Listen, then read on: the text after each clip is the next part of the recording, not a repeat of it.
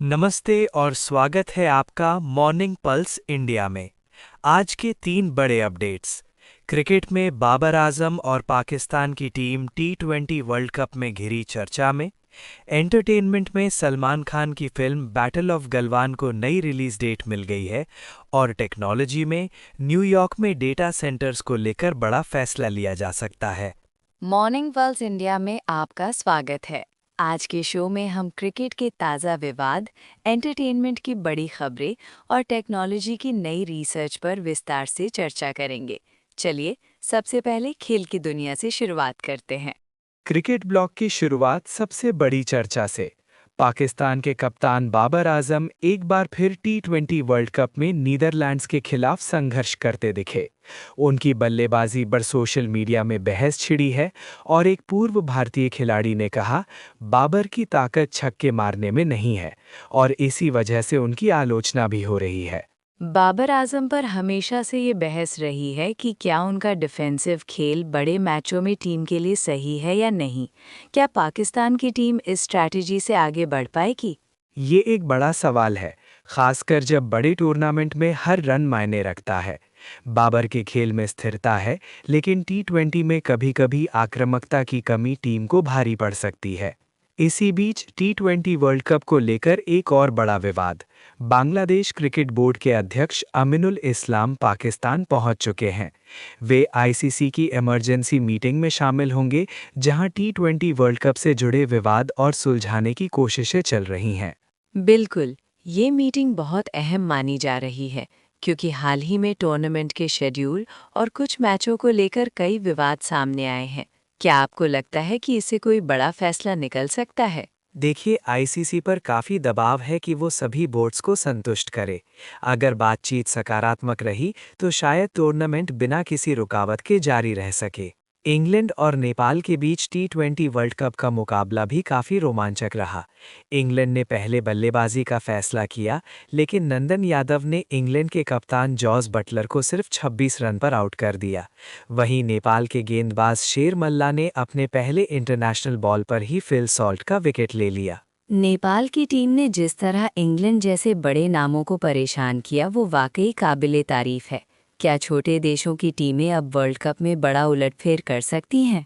बिल्कुल, छोटे देशों की टीमें अब कहीं ज़्यादा तैयार और आत्मविश्वासी दिख रही हैं।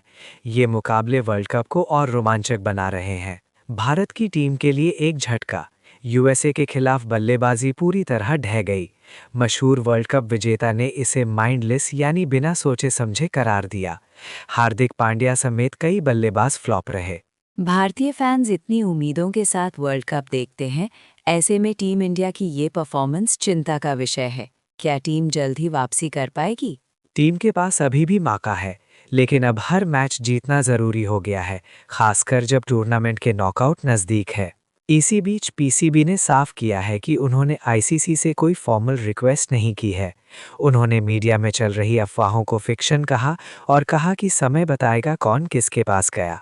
क्रिकेट में अफवाहें और सियासत दोनों ही साथ चलते हैं, लेकिन फैंस की उम्मीदें सिर्फ खेल से हैं। यही था आज का स्पोर्ट्स पल्स अपडेट। अब बढ़ते हैं मनोरंजन और ओटीटी की ओर। एंटरटेनमेंट में सबसे बड़ी खबर, सलमान खान की फिल्म बैटल ऑफ गलवान अब स्वतंत्रता दिवस 2026 को रिलीज होगी। पहले ये फिल्म अप्रैल में आने वाली थी, लेकिन अब मेकर्स ने नई डेट अनाउंस की है। सोशल मीडिया पर इस खबर ने धूम मचा दी है। सलमान खान की फिल्में हमेशा इवेंट बन जाती हैं, और जब गलवान जैसे संवेदनशील विषय पर फिल्म बनती है तो दर्शकों की उत्सुकता और बढ़ जाती है। क्या इंडिपेंडेंस डे की रिलीज इसे और बड़ा बना देगी? बिल्कुल, देशभक्ति थीम और सलमान खान का नाम, ये कॉम्बिनेशन बॉक्स ऑफिस पर धमाल कर सकता है। बॉर्डर 2 भी लगातार कमाई के नए रिकॉर्ड बना रहा है। सनी देओल की इस फिल्म ने 16वें दिन 450 करोड़ के करीब पहुंचकर वर्ल्ड वाइड कलेक्शन में नया मुकाम छू लिया है। सनी देओल की वापसी और बॉर्डर जैसी क्लासिक फ्रेंचाइजी दर्शकों के लिए ब्लॉकबस्टर का फॉर्मूला साबित हो रहा है। ओटीटी पर भी हलचल है। कपिल शर्मा स्टारर किस किस को प्यार करो 2 अब जियो हॉटस्टार पर रिलीज हो चुकी है। सिनेमा घरों में इसे ज़्यादा रिस्पॉन्स नहीं मिला, लेकिन डिजिटल प्लेटफॉर्म पर नई उम्मीदें हैं। ओटीटी पर फिल्मों को दूसरा मौका मिलना अब आम हो गया है। बहुत सी फिल्में थिएटर में फेल होकर डिजिटल पर हिट हो रही हैं।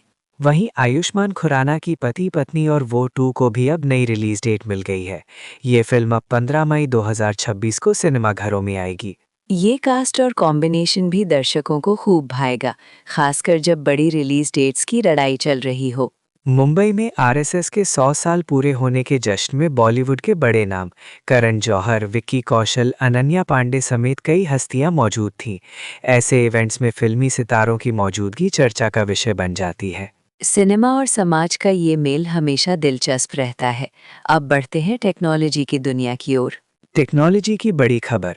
न्यूयॉर्क के सांसदों ने नए डेटा सेंटर्स के निर्माण पर 3 साल की रोक लगाने का प्रस्ताव रखा है। ये बिल अभी पास नहीं हुआ है, लेकिन अमेरिका के कई राज्य डेटा सेंटर्स के बढ़ते प्रभाव और एनवायरमेंटल असर को लेकर चिंतित हैं। डेटा सेंटर से ऊर्जा की खपत और पर्यावरण पर दबाव बढ़ता है, लेकिन डिजिटल इकोनॉमी के लिए ये भी ज़रूरी है। क्या इस रोक से टेक इंडस्ट्री पर असर पड़ेगा? अगर ये बिल पास हुआ तो नई टेक्नोलॉजी कंपनीज और क्लाउड सर्विसेज की ग्रोथ पर ज़रूर असर पड़ेगा। साथ ही पर्यावरण संरक्षण को लेकर नई बहस भी शुरू हो जाएगी। विज्ञान जगत में एक और बड़ी खोज। नई स्टडी के मुताबिक ग्रेविटी यानी गुरुत्वाकर्षण पूरे ब्रह्मांड में एक जैसी नहीं है। रिसर्चर्स ने मॉडलिंग में पाया कि जैसे जैसे दूरी बढ़ती है, ग्रेविटी कमज़ोर होती जाती है, जिससे बिना डार्क मैटर के भी गैलेक्सी की गति समझाई जा सकती है। अगर ग्रेविटी का व्यवहार ब्रह्मांड में अलग-अलग है, तो ये हमारी पूरी फिजिक्स की समझ को बदल सकता है। क्या इससे अंतरिक्ष अनुसंधान को नई दिशा मिलेगी? ये खोज वैज्ञानिकों को डार्क मैटर के बिना भी ब्रह्मांड के रहस्यों को समझने में मदद कर सकती है। आगे की रिसर्च बहुत महत्वपूर्ण होगी। अब बात करते हैं एआई और टेक्नोलॉजी के रोज़मर्रा के इस्तेमाल की। क्या आप जानते हैं व्हाट्सएप ने हाल ही में एक नया फीचर लॉन्च किया है, जिससे आप अपने फ़ोटो और डॉक्यूमेंट्स को सीधे चैट में स्कैन और पीडीएफ में बदल सकते हैं। ये फीचर खासकर छात्रों और ऑफिस वर्कर्स के लिए बहुत काम का है। स्कैनर ऐप्स की ज़रूरत अब कम हो जाएगी। आज का टेक टिप। व्हाट्सएप का डॉक्यूमेंट स्कैन फीचर आज ही ट्राई करें। चैट में अटैचमेंट आइकन पर जाएं, डॉक्यूमेंट चुनें और स्कैन ऑप्शन को सिलेक्ट करें। इससे आप फटाफट किसी भी पेपर को स्कैन करके पीडीएफ भेज सकते हैं। डिजिटल लाइफ को आसान बनाने के लिए ऐसे फीचर बेहद ज़रूरी हैं। आप भी इसे आजमाएं और अपने अनुभव हमें कमेंट में ज़रूर बताएं। अब बारी है सिग्नल वर्सेस नॉइस की। आज के शोर और असली खबर की पहचान करते हैं। मुझे लगता है T20 वर्ल्ड कप के इर्द गिर्द जो अफवाहें और बयानबाजी हो रही है, वो कुछ ज़्यादा ही ओवर हाइप्ड है। असली फोकस खेल पर होना चाहिए, ना कि बाहरी विवादों पर। वहीं न्यूयॉर्क में डेटा सेंटर्स पर चर्चा को लोग कम आंक रहे हैं, लेकिन ये टेक्नोलॉजी और पर्यावरण दोनों के लिए बेहद अहम मुद्दा है। सही कहा। हमें असली और अहम खबरों पर फोकस करना चाहिए। अब चलते हैं शो के समापन की ओर। आपको क्या लगता है, क्या बाबर आजम को अपनी बल्लेबाजी स्ट्रैटेजी बदलनी चाहिए या पाकिस्तान की टीम को नए सिरे से सोचने की ज़रूरत है? और क्या आप व्हाट्सएप का नया स्कैन फीचर पहले ही ट्राई कर चुके हैं? अपने विचार हमें कमेंट में ज़रूर बताएं। मॉर्निंग पल्स इंडिया को सब्सक्राइब करें, ताकि आपको रोज़ सुबह देश दुनिया की सबसे तेज़ और भरोसेमंद अपडेट्स मिलती रहें। फॉलो करें, लाइक करें और शेयर करें। मॉर्निंग पल्स इंडिया के साथ बने रहिए। मिलते हैं कल। तब तक स्टे अपडेटेड।